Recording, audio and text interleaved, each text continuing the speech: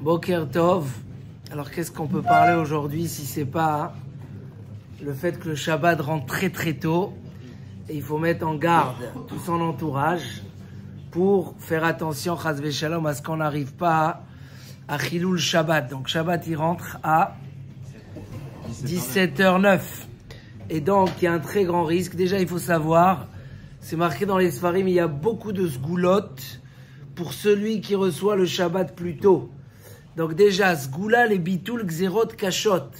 C'est marqué dans un sefer que si on reçoit Shabbat plus tôt, donc la Tosefet Shabbat, donc si on reçoit à 17h09 et qu'on arrive à être à l'heure, déjà on a les 18 minutes de Tosefet Shabbat, c'est extraordinaire. Mais il y a une Sgoula et les Rabbanim demandent de recevoir 5-10 minutes avant pour annuler xerot, kashot. Parce que c'est marqué, puisque le Shabbat, c'est le protecteur du Ham Israël. Donc ça annule des xerot kashot qu'aujourd'hui on a très besoin. C'est marqué dans le Sefer Sod Hashem que c'est une sgoula pour une bonne parnassa. Si toi tu élargis le Shabbat, tu l'agrandis sur la matière, alors Akadosh Baruch Hu aussi va être mariv ta parnassa. Le Ben Ishraï écrit que recevoir Shabbat plus tôt, c'est goula les rocher. Comme ça écrit le Métra. Parce que c'est le même principe, puisque Shabbat, elle dit la Gemara, c'est une bracha qui mekor aberacha et ça donne à l'homme. Alors c'est une sgoula pour la richesse. Mais déjà on prie qu'Hachem annule tous les xérot kashot. Il y a deux risques, et le Mishnah Bura il parle des Shabbats d'hiver. Il y a deux risques. Un risque pour nous, un risque pour les femmes qui sont débordées parce qu'ils préparent le Shabbat.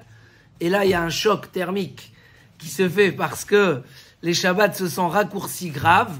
Le Mishnah Bura il met en garde les maris de venir plus tôt à la maison pour voir s'il y a du retard et pour donner un coup de main, pour pas que chas v'shalom, la femme elle soit en retard. Parce que si elle est à la bourre et machin, et qu'après elle dépasse dans sa douche la rentrée de Shabbat, ou qu'elle peut plus allumer les bougies, parce que si on a dépassé, si on arrive aux 18 minutes, c'est-à-dire 17 minutes après la rentrée, elle peut plus allumer ses bougies. C'est le mari qui doit les allumer. Et même les khatri là, si on voit qu'elle est en retard et elle pourra pas les allumer à temps, il faut lui proposer de les allumer nous, parce que chas v'shalom, de chercher à faire une mitzvah, d'allumer les bougies et faire chilul Shabbat. On était la semaine dernière avec Avi, un Shabbat bar mitzvah, et il y a quelqu'un qui a plus de 5 enfants, bon il va me pardonner que j'amène l'exemple, et il a planifié d'arriver 40 minutes avant Shabbat. C'était 6h15, 5h30. Mais il avait plus de 5 enfants dans la voiture. Et il est arrivé, vous savez à quelle heure ? Ça rentrait à 20, un truc comme ça. Il est arrivé à 20. C'était une folie. Tout le monde était inquiet. Où il va passer Shabbat avec ses enfants? Et Shabbat, on a discuté. Je lui dis, c'est quoi ça? À quelle heure? Il me dit, non, on a prévu une demi-heure avant. On a fait une erreur sur la route. Et le GPS, il a rajouté 40 minutes. Il m'a dit, c'était 40 minutes de Guéhinam. On ne savait pas s'il va pas nous rajouter dans quelques minutes encore 20. Et on devrait passer Shabbat dans un hôtel avec tous les enfants, sans rien à manger. Ça veut dire, ça c'est le deuxième risque, c'est nous, que ne pas prendre des rissa et les Shabbatot sans cours, on finit tôt le travail. Il faut s'organiser d'avance. Combien des gens ont dû passer, marcher des heures le soir avant d'arriver à la maison Shabbat, parce que c'était en retard? Il n'y a pas.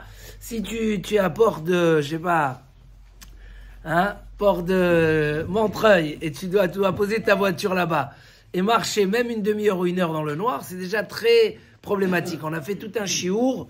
Qu'est-ce qu'on fait si on a des objets de valeur? Alors on a amené des solutions compliquées pour pouvoir les récupérer. Mais pourquoi rentrer dans tous ces problèmes? Je vous dis, mamache, quand j'ai vu la semaine dernière, j'ai pris un moussard.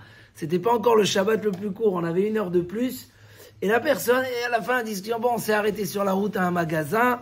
Non, on s'arrête pas à un magasin. On prévoit 2 heures avant. En davar kazé. Les risques, il peut y avoir n'importe quoi. Il faut être toujours avec une marge très large.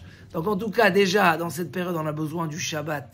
Donc, vadaï de faire le maximum. La halacha, elle est que on a 18 minutes qu'on rajoute pour Tosefet Shabbat. Donc de préférence, il ne faut pas les toucher. À 9, celui qui peut à 17h recevoir Shabbat, il dit Areni Mekabel Alaïk Dushat Shabbat. À 17h, il a 9 minutes de plus. C'est une très belle ségoula. Essayez même de motiver les femmes. Je ne sais pas si vous n'avez pas vu hier le scud qui est tombé dans une maison en Israël. Ils ont montré, il y avait toute la table déjà prête, une très belle table avec des assiettes comme ça, dorées, argentées, c'était magnifique.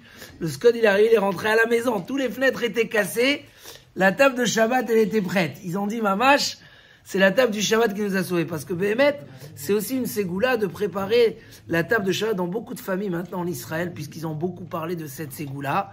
Les gens, ils préparent la table depuis le matin. C'est-à-dire, depuis le matin, ils mettent la table, c'est une ségoula pour montrer qu'on accueille, qu'on est content de recevoir le Shabbat. Donc, c'est Mamash. Meod chachouv. En tout cas, si on a dépassé, on est rentré dans les 18 minutes, on peut Bediavad. C'est quoi Bediavad? Si on n'a pas le choix, les dernières minutes, on a oublié une lumière, etc., on peut aller jusqu'à la fin de ces 18 minutes. J'étais chez une famille cette semaine, il y a eu un débat, parce que la femme, elle allume 5 minutes avant. Et le petit, il jouait avec le téléphone, un jeu de foot, et il lui restait 1 minute et demie pour faire la finale. Et il y a eu un grand débat entre le mari et la femme. Est-ce que la femme a dit, il faut éteindre, c'est pas grave qu'il finit pas sa finale. Et le mari, il a dit, bon, 1 minute et demie, on peut, etc. Donc c'était une vraie chéla, et la femme, elle voulait rien savoir, elle a dit, il n'y a pas, moi, Shabbat, on le reçoit. Bon, c'était une question un peu de chinour. Dans tous les cas, on a l'habitude que les filles suivent leur mère dans la Katnerot et on reçoit le Shabbat. Les hommes, ou les garçons, ils ont leur Kabbalah de Shabbat, ça veut dire qu'ils peuvent dépasser, que même si la mère, elle a allumé, c'est sûr que si on peut, vous mieux être tous ensemble.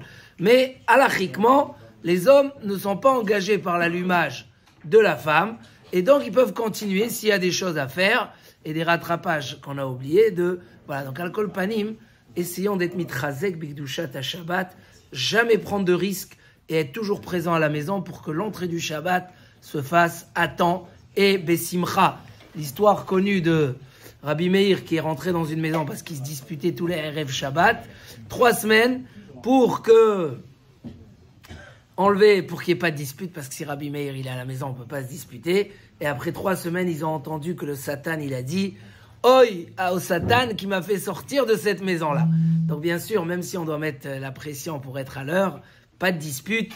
La Gemara dit, quand tu rappelles l'allumage des bougies, le maaser, faut le dire Beni Chuta avec douceur, Bezrat Hashem, que le Shabbat nous amène beaucoup d'échouot et de bonnes nouvelles. Amen, Keni Ratzon.